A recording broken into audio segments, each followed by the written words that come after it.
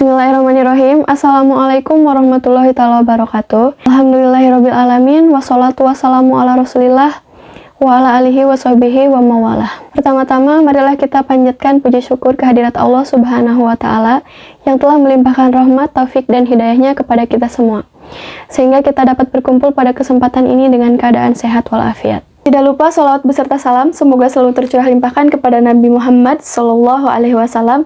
Tidak lupa kepada keluarganya, kepada para sahabat, kepada para tabi'in, atba'ut tabi'in, dan semoga sampai kepada kita semua sebagai umat Rasulullah. Amin ya Allah ya Rabbal Alamin.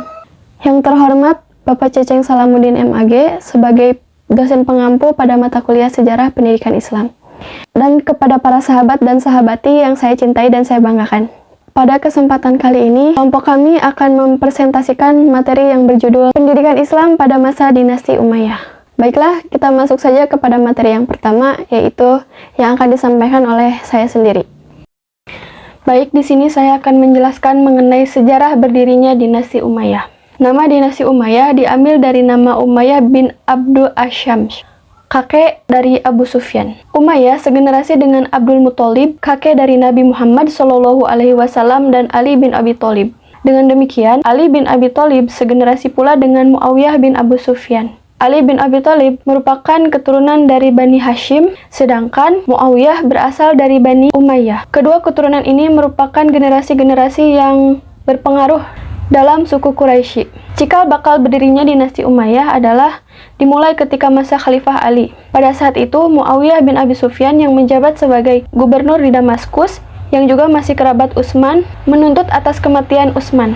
Terbentuknya dinasti Umayyah merupakan gambaran awal bahwa umat Islam ketika itu telah mendapatkan kembali identitasnya, juga merupakan fase ketiga kekuasaan Islam yang berlangsung selama kurang lebih 1 abad, atau dari tahun 661 sampai 750 Masehi. Perubahan yang dilakukan tidak hanya sistem kekuasaan Islam dari masa sebelumnya atau masa Nabi dan masa Khulafaur Rasyidin, tapi juga perubahan-perubahan lain di bidang sosial politik, keagamaan, intelektual, dan peradaban. Pemindahan ibu kota dari Madinah ke Damaskus melambangkan zaman imperium baru dengan menggesernya untuk selama-lamanya dari pusat Arabia, yakni Madinah yang merupakan pusat agama dan politik, kepada sebuah kota yang kosmopolitan.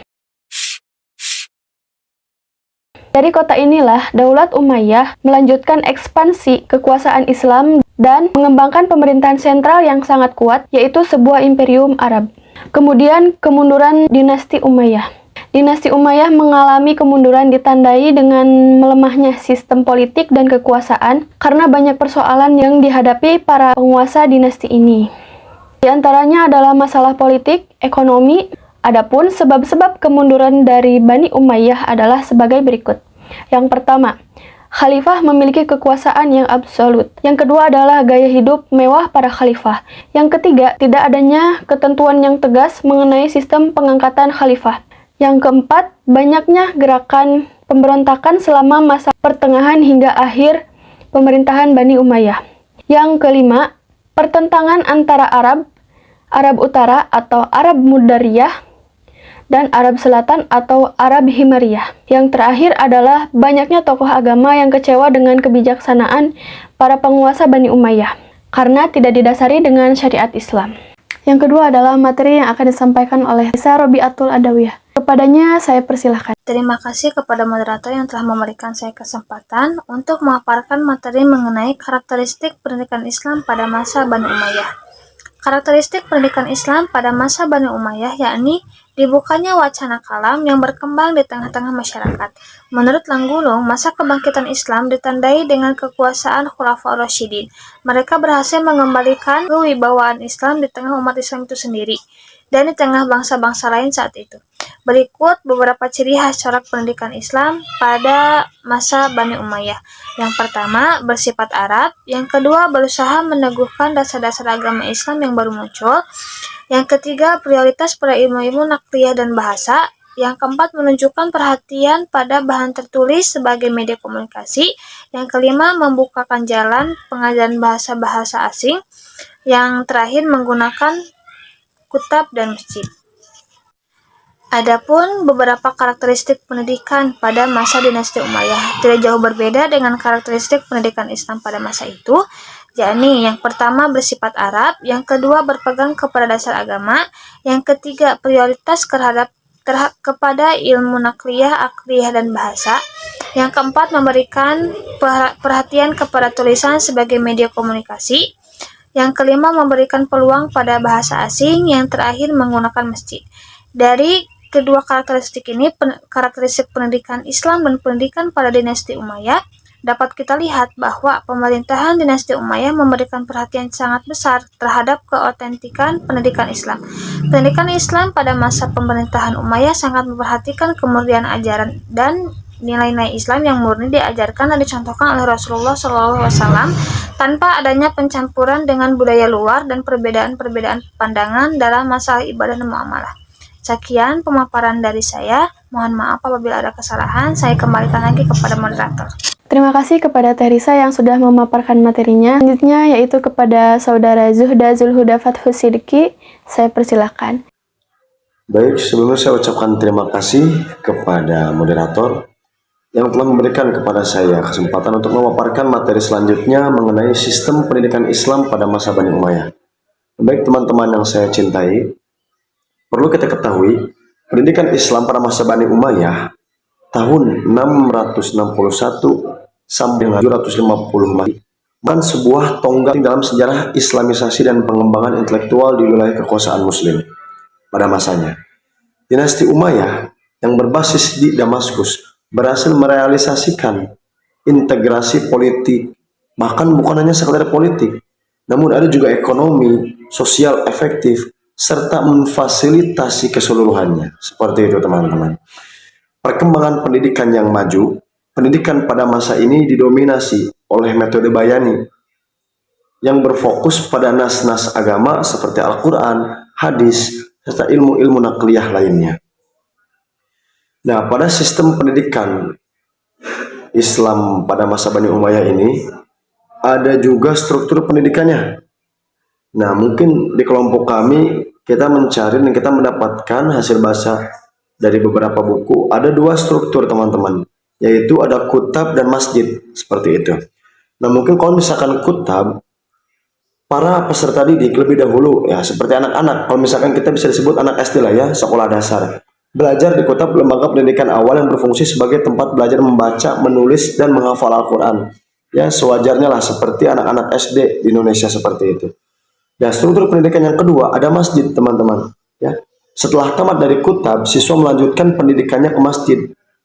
Masjid ini menjadi pusat pendidikan tingkat menengah dan tinggi, di mana pelajaran yang diajarkan mencakup Al-Quran, juga dengan tafsirnya, hadis, fikih, kesusaran, sajak, gramatika, bahasa Arab, ilmu hitung, dan ilmu perbintangan. Yang mungkin bisa disebut struktur pendidikan masjid ini sejajar dengan SMP atau SMA mungkin, kalau misalkan di Indonesia pada zaman sekarang. Dan pembahasan selanjutnya masih tetap di sistem pendidikan Islam pada masa Bani Umayyah. Di sini ada metode pendidikan. Nah, mungkin yang saya sedikit ringkas, yang saya ambil benang merah dari makalahnya, di sini ada tiga teman-teman, tiga metode pendidikan pada masa Bani Umayyah. Yang pertama ada bayani, burhani, dan rihlah. Apa itu metode bayani? Metode bayani dominan pada masa Umayyah, di mana pendidikan bertumpu pada nas-nas agama, seperti itu. Itu bayani teman-teman. Nah, kalau misalkan burhani, pada masa akhir dinasti Umayyah, metode burhani mulai berkembang. Metode burhani juga melibatkan penerjemahan karya-karya filsafat Yunani dalam bahasa Arab, seperti itu teman-teman. Dan yang terakhir mungkin metode rihlah, selain metode ceramah atau misalkan bisa disebut public speaking, mungkin teman-temannya bahasa gaulnya sekarang public speaking, dan demonstrasi. Metode rihlah juga digunakan untuk mencari hadis yang tersebar luas pada waktu itu, yang mungkin menurut perspektif saya sinkronisasinya atau misalnya kelanjutan dari rihlah ini, metode rihlah ini, ada salah satu ilmu yaitu mustalahul hadis, atau misalkan kemarin kita belajar hadis tarbawi, ya, karena tadi bertujuan untuk mencari hadis-hadis yang tersebar luas pada waktu itu, seperti itu teman-teman. Nah, mungkin dicukupkan sekian pemaparan materi dari saya. Wallahu muwaffiq ila aqwamit thoriq. Terima kasih atas perhatiannya, dan saya kembalikan kepada moderator. Selanjutnya kepada Barkah Ayu Tresna, saya persilahkan. Baik, di sini saya akan memaparkan materi tentang lembaga pendidikan Islam pada masa Bani Umayyah. Yang ke-1, Syufah. Syufah adalah lembaga pendidikan yang didirikan oleh Nabi Muhammad SAW di Masjid Nabawi di Madinah. Syufah berfungsi sebagai tempat tinggal bagi pendatang miskin dan sebagai pusat pendidikan. Yang kedua, Kutab dan Maktab. Kutab yang berasal dari kata kutabah yang artinya menulis adalah lembaga pendidikan dasar yang mengajarkan membaca dan menulis kepada anak-anak. Kutab berfokus pada pengajaran Al-Quran dan pengetahuan agama tingkat dasar. Beberapa ahli pendidikan Islam membedakan antara kutab dan maktab, di mana maktab merujuk pada sistem pendidikan yang lebih formal di zaman klasik. Dalam kurikulum kutab, Al-Quran berfungsi sebagai buku teks utama yang mencakup pengajaran membaca, menulis, kaligrafi, tata bahasa Arab, serta sejarah Nabi Muhammad SAW. Selanjutnya yang ketiga, masjid. Sejak awal Islam, masjid telah berfungsi sebagai pusat kegiatan keagamaan dan pendidikan. Yang keempat, majlis. Yang kelima, istana. Yang keenam, badiyah. Badiyah atau tempat tinggal Baduy berperan penting sebagai pusat pembelajaran bahasa Arab yang murni. Banyak anak-anak dari kalangan elit termasuk khalifah mengirimkan anak-anak mereka untuk belajar bahasa Arab di Badiyah. Yang ketujuh, toko buku dan perpustakaan. Yang kedelapan, Al-Bimaristan. Al-Bimaristan atau rumah sakit memiliki fungsi ganda, merawat pasien dan mendidik tenaga medis di sini. Calon dokter tidak hanya belajar dari teks tetapi juga melalui pengalaman langsung. Yang kesembilan, ribat. Ribat adalah lembaga bagi kaum sufi yang ingin dipimpin oleh seorang syekh. Ribat memberikan perhatian pada pendidik spiritual dan intelektual, menjadi tempat bagi pengajaran dan pembelajaran di kalangan para pengikutnya menjauh dari kehidupan duniawi untuk fokus pada ibadah dan pengembangan ilmu. Yang ke-10, rumah-rumah ulama. Banyak ulama yang menggunakan rumah mereka sebagai tempat untuk kegiatan belajar mengajar. Meskipun bukan tempat yang nyaman, rumah-rumah ini menjadi sarana penting untuk menyebarkan ilmu pengetahuan. Terutama ketika masjid tidak memungkinkan untuk digunakan, para pelajar seringkali berkumpul di rumah ulama untuk mendalami berbagai ilmu. Materi yang terakhir yaitu problematika pendidikan Islam pada masa Bani Umayyah. Kepada Saudara Zuhda Zulhuda Fathus Sidiki, saya persilahkan. Ya baik, saya ucapkan terima kasih kepada moderator yang telah memberikan kesempatan kepada saya untuk memaparkan materi yang terakhir mengenai problematika pendidikan Islam pada masa Bani Umayyah. Nah, baik teman-teman sekalian yang saya cintai, di sini ada beberapa poin dan benang merah mungkin yang saya ambil dan saya tarik dari makalah yang telah disusun oleh kelompok kami. Problematika pendidikan Islam pada Bani Umayyah di antara lain ialah satu, pendidikan pada masa Bani Umayyah banyak dipengaruhi oleh kepentingan politik dan sosial. Para khalifah lebih memfokuskan pendidikan pada pembentukan warga negara yang taat kepada kekuasaan mereka. Hal ini menyebabkan pendidikan lebih bersifat propagandistik yang bertujuan memperkuat legitimasi politik dinasti Umayyah. Dan selanjutnya, ada kontrol negara atas pendidikan. Pada masa Bani Umayyah, tidak ada lembaga pendidikan yang benar-benar independen. Sebagian besar pengajaran dilakukan di masjid atau oleh individu yang memiliki kedekatan dengan penguasa. Di sini, peran negara sangat besar dalam mengontrol pengajaran yang disampaikan kepada umat. Dan yang terakhir, keterbatasan pada pengajaran agama. Pendidikan Islam pada masa ini sangat berterfokus pada pengajaran Al-Quran, hadis, dan fikih yang didasarkan pada interpretasi pemerintahan. Pendidikan cenderung hanya diberikan kepada kalangan silit atau mereka yang dekat dengan penguasa. Selain itu, pendidikan lebih banyak berbicara tentang peraturan agama yang mendukung kestabilan politik daripada membuka ruang bagi ilmu pengetahuan yang lebih kritis dan luas.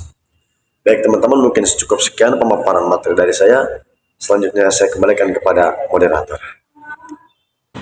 Baik, sekian. Pemaparan materi dari kelompok kami. Terima kasih atas perhatiannya. Semoga kalian sukses selalu. Love you, sahabat buat kalian semua. Terima kasih. Wassalamualaikum Assalamualaikum warahmatullahi wabarakatuh.